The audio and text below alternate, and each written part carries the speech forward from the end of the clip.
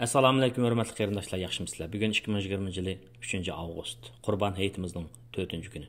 Aldı bilan hammanglarningki Qurbon hayiti muborak bo'lsin. Bu sayfida men bundaq bir necha nuqta to'xtalmoqchi. Aldı bilan dunyoning iqtisodi to'g'risida qisqacha to'xtalib o'tay. Vaboning ta'siridan dunyoning iqtisodida chekinish davomlashmoqda. Amerika iqtisodiga munosabatlik milliy daromad haqidagi statistik uchur yaqinda chiqdi. Yani ikinci faslda 4-ay bilan 6-ayning o'rtasidagi Amerikaning milliy daromadida chekinish mushu yaqinqi 100 yil ichida misli ko'rilmagan darajada ig'ir bo'lgan gap. Albatta bu butunlay vaboning tufaylidan bu chiqayotgan gap. Endi buningki Amerikaningki bu qitim 11-ayda bo'lgan Amerikaning 46-qitimliq Amerika prezidentini saylaydigan saylamga ko'rsatilgan ta'sirimi muayyan darajada bo'ladi.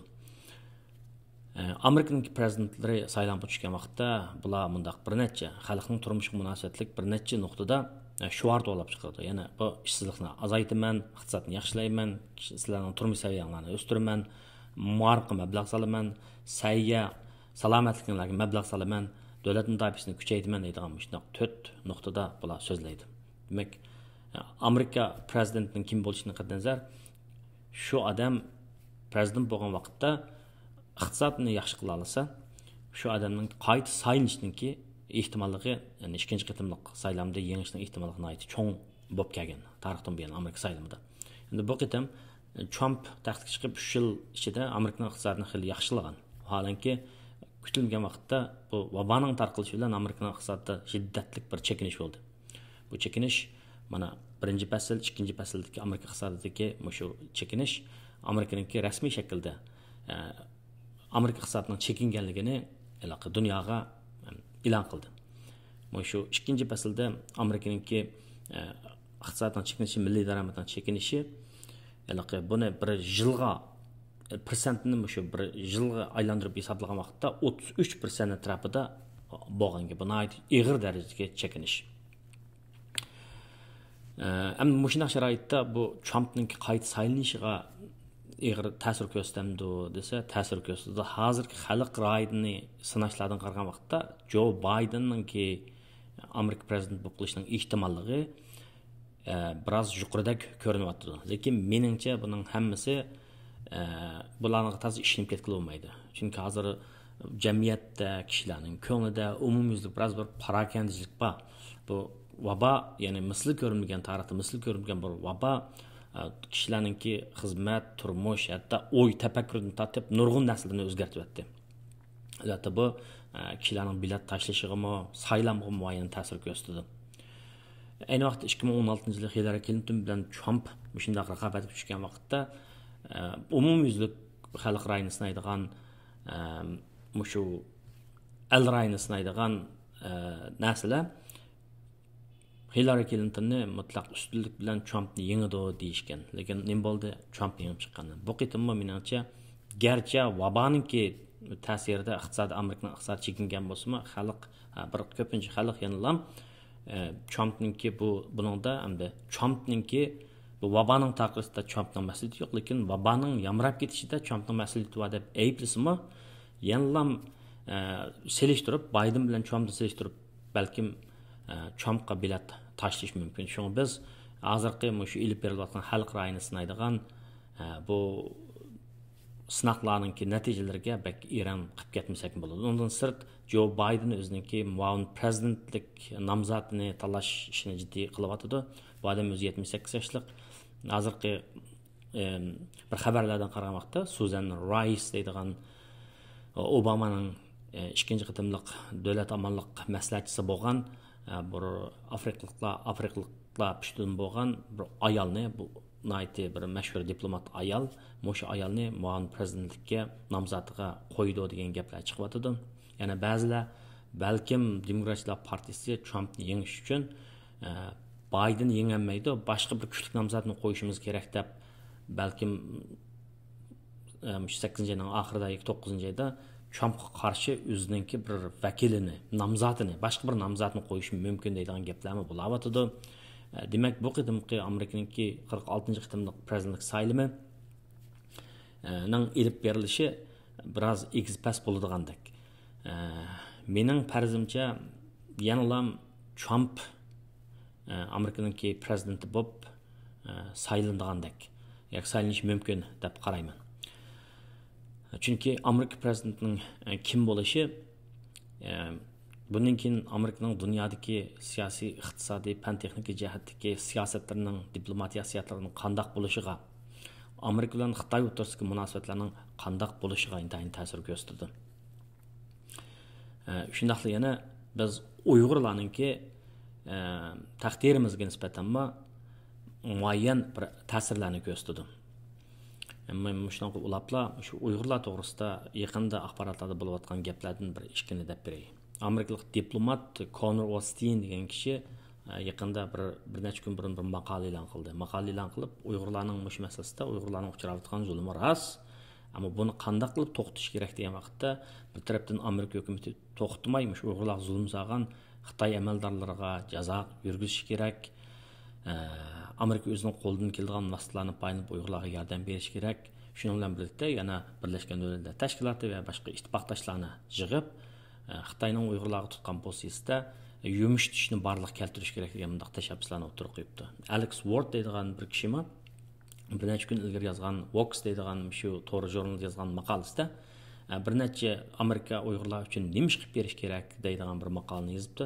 Uningda bu shu Amerikaning hokimiyatida vazifa o'tagan diplomatlar, siyosiy tadqiqotchilar bular bilan so'zlashish orqali bunday bir necha xil takliflarni o'tirib qo'yibdi. Buning birinchisi cho'qim shu Amerika birisi o'zi boshchilik qilib shu Uyg'urlar masalasini ko'tarib chiqish kerak.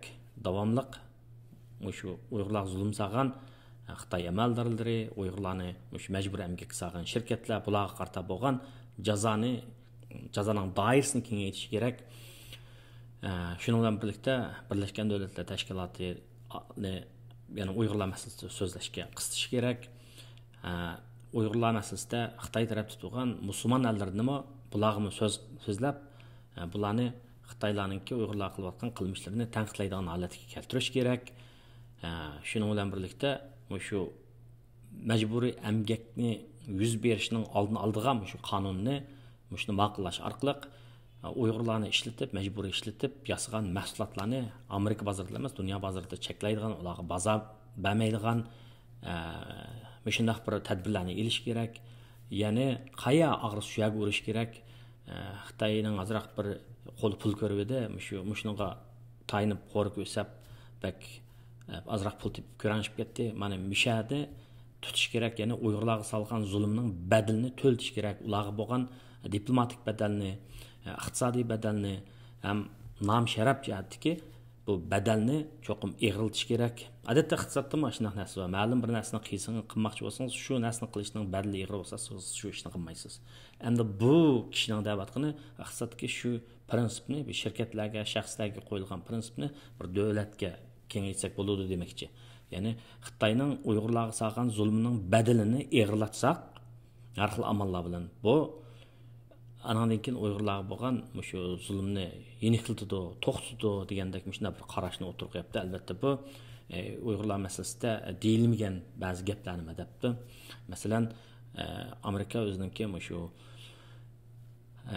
sunniy amra kuzatuvchi aeroplandan foydalanib, shu Xitoylarningki Uyg'urlar qilayotgan zulmlarni davomli suratga elib, xotirlab menish kerak. Va bo'lsa, shu Birlashgan Davlatlar Tashkiloti Xavfsizlik Kengashida shu masalani o'tirib qo'yib, buni xalqaro urush sotiga olib borman deyish kerak. Xitoy shu o'zininki Uyg'urlar qilayotgan zulmining shu Amerikaninki shu axborot o'rinlarininki xotirlab menayotganligini bilsa, jinoyat qilmishlarini to'xtatishni yanadi. Ana shuni bilan birlikda tashviqot jihatini aytgan vaqtda Xitoyning mush qilayotgan ishlarini texmo razilliklarini, yovuzliklarini ichish kerak va hamda 2022-yil Beyjingda o'tkazilgan olimpik musobaqalarni amaldan qoldirish kerak. Mana mushuncha kuch oldi. Shuni bilan yana Amerika hukumatı shu ma'rif jihatdan, madaniyat jihatdan Uyg'urlarningki kuchayishiga yordam berish kerak. Trump hökuməti Amerikaga жылда qabul qılğan 110 min məşindaq xalqı özünün dövlətində, rayonunda, cəmiyyətində hər xil suiqasdlarga, ziyankeşlikə uçurğan xalqlarni məşindaq aladigan 110 min sanni 18 min düşürüb etgan. Bolsa şunu köpəytiş kerak. U yerdə salahiyetsiz turayotgan Uyg'urlarni Amerika qabul qilish kerak deganda məşindaq təkliflərni o'tirib qo'yapti. Endi bu təkliflərning qanchasi amalga oshidir, yolliq aylanib biz uni uqmaymiz. Har holda bu ishlarning bo'lmaganidan bo'lgani yaxshi. Bundaq talablar yaqinda buyon ba'zi kishilarning yozmalarida shundaq ishbalanib qolyotdi. Albatta bu bo'lmagandan, bundaq talablarning bo'lmaganidan, yozilmaganidan yozilgani yaxshi. Ondan sırt yana bugün bir yazımını görüp kaldım. Ben Meryem Xan deydiğen bir yazgıcı, Pakistanlıqdan puştuq şeydi, Angliya yaşaydiğen ayalıq şeydi. Bu makale yazıptı. Depti ki, şu Uygurlarga nispeten Xitaylarning Uygurlarga selivatkan Müslüman bolğanligi uchun selivatkan zulmiga nispeten aytgan vaqtda dünya jimjit turib oldi. Dünya jimjit turib oldi. Mühim davlatlar, kuchli davlatlar jim turib oldi. Hatto bizning Angliyami og'zining uchidan deb qo'ydi. Hech qanday bir ish qilmadi. Şu G'arbda musulmonlarga qarshi shunday bo'ron chapqinlarmi bo'layotdi. Shu hozir Uyg'urlar sistemlik, Uyg'ur musulmonlarga sistemlik shunday hujum qilayotgan, azob selayotgan vaqtda jim turib olgan dunyo Pokistondan tortib Saudiya Arabistongacha, Birlashma Arab Birlashma Xalifligicha ham jim turib oldi.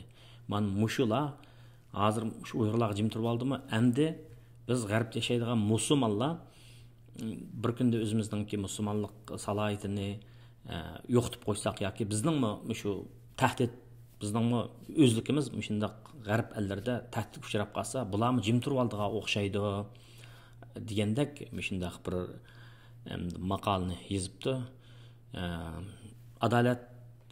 Adolatsizlik jim turib olsa, jim turib olgan odamlarmi bir kunda shu xil adolatsizlikninki o'ziniki ziynini tatidi albatta. Buni ko'pchilikka bir deb beray dedim. Ondan sırt yana muhim gap şu paychek to'g'risida azroq savollar, gaplar, xatlar kelib qoldi menga. Shu paychekni o'ynasak bo'lamdi, qandoq payni o'ynasak bo'ladi, undaq degan o'xshash gapchi. Paycheki bu pul muomala bozoridagi bir mahsulot endi uni. Kishilar tovarlar bozoriga berib, har xil tovarlarni oladi, iste'mol qilish uchun, ba'zida ko'paytirish uchun, masalan, qo'y bozoriga qo'zichoqni olsiz, cho'ng qilib qo'yib, bodab satasiz, pul topsiz. Shunga o'xshash pul muomala bozorida siz pay olasiz, maqsadingiz birsi payning qiymati o'sgan vaqtda pul topsiz, setib etib, ya'ni tuvan baho deyilib, yuqori baho chiqqanda setib etasiz. Yana birisi shu siz payni olgan shirkatlar pay ko'rgan vaqtda shu payni setib olganligingiz uchun sizga beradigan ma'lum bir pul bor. Masalan, Amerikaning GE deydigan paycheki bor. General Electric deydi. Aşninki peyi o'zgarib turdi, tushib baho talab ta'minlash prinsip bo'yicha. Onun sırt bu şirket shu paycheklarga shirkat pay ko'rgan vaqtda ma'lum endi nima dividend deb qo'yamiz, ma'lum bir payning bir qismini berdimdi. Bu paychekini shirkatlar nima ish qilib paychek taqdi degan vaqtda kapital yig'ish uchun. Chunki shirkatni kengaytirish, zo'raytirish, yangi texnika ijod qilish, buning uchun uskuna ilish kerak, odam yollash kerak, tadqiqotchini ilish kerak, buni pul ketadi. Endi o'zi uni qilmagandan keyin buni bozorga silib pay taqtib xalqningki jamiyatdan mablag' yig'dimdi. Shu mablag'ni, shu payni olgan, satganlar, nima, setib olganlar shu shirkatga umid bog'laganlar. Shu shirkatningki payning qiymati o'sadi, shu joqda pay topman deb qildiganlar. Bu paylarning turlari necha xil. Ba'zilari o'sish xarakterlik, ba'zisi qo'g'inish xarakterlik. Masalan, yemak-ichmakdan shunday qo'g'inish xarakterlik. Tez o'sadigan shirkatlar, shu yuqori texnik shirkatlar. Masalan, AMD deydigan bir pay bor, Advanced Micro Device deydigan. Ya'ni ilg'or mikroliq asboblar deydigan, elektronlik narsalar bu. Buningki masalan men shuni bir 14 dollardan olib qo'ygandim, azroq olib qo'ygandim. Qarasam bir joqda 17-18 dollar chiqib o'tganini setib o'tgandim. Shuni bir yil tutib turgan bo'lsam, hozir bugungi kunda 78 qo'y, har bir pay 78 qo'y chiqdi degan gap. Barbirdan men 60 dollardan payda olatdim degan gapda. Bir yilda tutib turgan bo'lsam. Lekin men tutib turmadim. Sabab nima deganda, bu pay o'ynagan vaqtda kishilarda apla mana tutib tursam bo'pti ekan, mana setib etmasam bo'pti ekan, yoki bo'lmasa mana olsam bo'pti ekan deydi andiq, shunaqa deydigan shunaqa hadislar bor. Shunaqa ahvollar bo'lib turdi. Hamda u pay alavdinki lampa chirg'i emas. Nima beriblam unaga siz pay men seni oldim, meni bay qilib etsin, sizni bay qilib etadigan unda hammaga qodir emas. O pay bozorda uni butun bayligingizni yo'qotib qo'ydigan ahvol bo'ldi. Nurg'un ziyon tortdi ishim bo'ldi. Masalan 2014-yillar Amerikan kichik neft quduqlarini payni olgandim. Shu neft quduqlari vayron bo'lib ketdi. Vayron bo'lib ketgan vaqtda shu sizningki payingiz nolga aylanib ketdi, nurg'un ziyon tortisiz degan gap. Shu pay o'ynagan vaqtda bilib o'ynash kerak, tushunib o'ynash kerak. Shu siz olgan payninki taraqqiyot istiqbolini bilib elish kerak. Hamda u men u chaqda energiya payini olgan vaqtda ma bu Putin Kremliyaga hujum qilib qo'ydi. Shuning bilan uning qarta embargo yurgizdi G'arb Amerikani bosh qilgan g'arb kuchlari buning qarta jazolaymiz deb iqtisodiy jihatdan bo'g'moqchi bo'ldi. Shunga neftning baholari shunda tushib ketib qolgan. Amerikada yangidan ichilgan neft quduqlari ularningki ishlab chiqarish tanlarqi neftning bahosidan yuqorib ketganlikdan vayron bo'lmay nim bo'ldi.